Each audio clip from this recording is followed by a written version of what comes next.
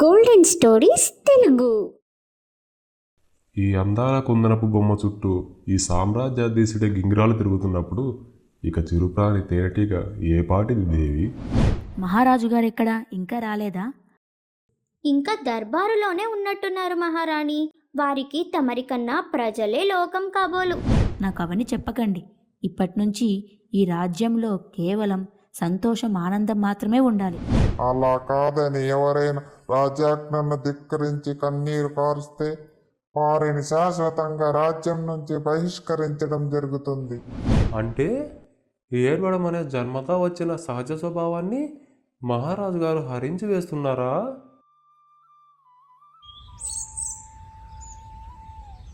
ఒకరోజు ఉదయం ఒక స్త్రీ రోదిస్తూ ఉండడం చూసిన భటులు ఆమెను రాజసభకు తీసుకొని వస్తారు. ప్రభువునికి ప్రణామములు. ఈ స్త్రీ తన ఇంటి ముందు రోదిస్తూ కనిపించింది మహాప్రభు.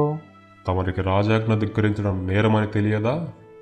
పొట్టకోటి కోసం అడవికి వెళ్ళిన నా భర్తను దోపిడీ దొంగలు పొట్టన పెట్టుకున్నారు. 2 నెలలుగా నా కుమారుడు అనారోగ్యంతో ఉన్నాడు. తగిన న్యాయం కోరమని దర్బారుకు రావాలంటే సైనికులు కోట లోపలికి కూడా అనుమతించడం లేదు. ఇలాంటి పరిస్థితులలో నేను రోధించడం తప్ప నేనేమి చేయగలను? మహాప్రభు, మీరే నాకు న్యాయం చేయండి. అయినా సరే రాజాజ్ఞను మీరి కంటనీరు పెట్టారు. ఒక్క కన్నీటి బొట్టు కాచిన రాజ్య బహిష్కరణకు గురవ్వక తప్పదు. కాబట్టి నీవు వెంటనే నీ బిడ్డను తీసుకొని రాజ్యం వదిలి వెళ్ళు. ఆమె తీవ్ర దుఃఖంతో నోట మాట రాక కూలబడి ఏడవసాగింది. ఎప్పుడూ సమస్యలకు పరిష్కారం చూపుతూ ప్రజల న్యాయం చేసే ఆ దర్బారు ఖాళీగా మారిపోయింది. మహారాజా, ఇప్పటికే మన రాజ్యంలో 1/4 వంతు జనాభా రాజాజ్ఞ ధిక్కరించారన్న నెపంతో రాజ్య బహిష్కరణకు గురయ్యారు. అవును మహామంత్రి, ఈ పరిణామాన్ని ఎలా ఎదుర్కోవాలో నా మనసుకు తట్టడం లేదు. ఇచ్చిన మాట కోసం ప్రజల క్షేమం కోరే నేడు వారి పట్ల కర్కశంగా ప్రవర్తిస్తున్నాను. ఇదంతా దివ్య దృష్టితో చూసిన సౌమ్య మహర్షి అక్కడికి చేరుకుంటాడు. సౌమ్య మహర్షికి మా ప్రణామములు.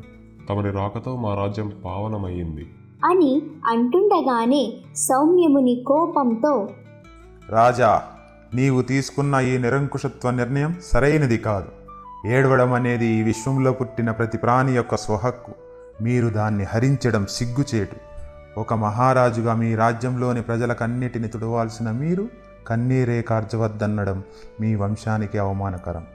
మీరు వెంటనే మీ రాజాజ్ఞను వెనక్కి తీసుకోండి, లేదంటే ప్రజల శోకమే మీ పాలిట శాపమవుతుంది అంటూ కోపంతో అక్కడి నుంచి వెళ్ళిపోతాడు.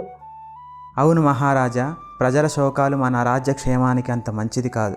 వెంటనే మహారాణి గారితో చర్చించి ఆజ్ఞను విరమించుకోవడం మంచిది.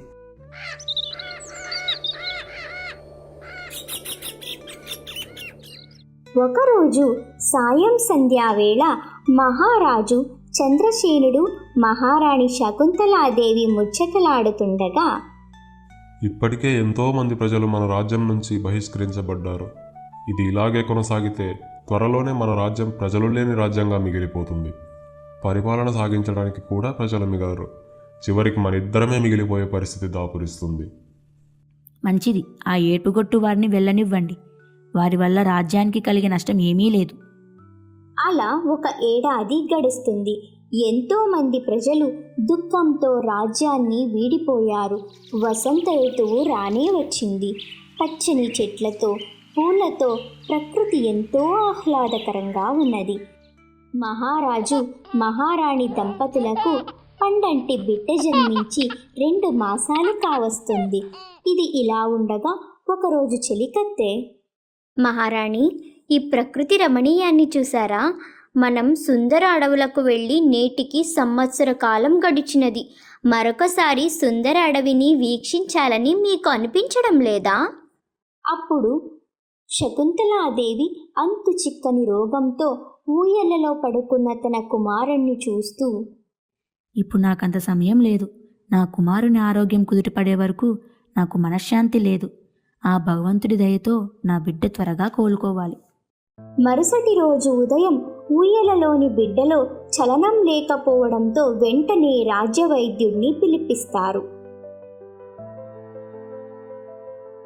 మహారాజా క్షమించండి, యువరాజా వారు ఇక మనకు లేరు, శాశ్వతంగా మనకు దూరమయ్యారు.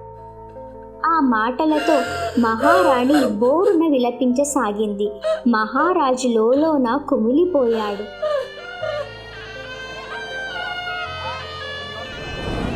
యువరాజుకు అంత్యక్రియలు ముగిసిన తరువాత, ఓ రంగమ్మత్త, ఇది విన్నావా? మన యువరాజు మరణించాడట. అవునే పాపం, 12 బిడ్డ లోకాన్ని చూడకుండానే పోయాడు.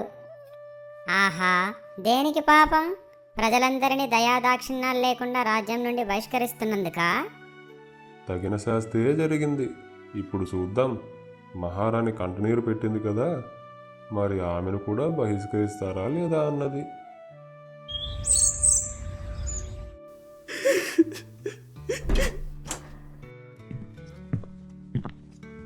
మహారాణి గారు, తమరిని రాజసభకు తీసుకురమ్మని ప్రభువుల వారి ఆజ్ఞ.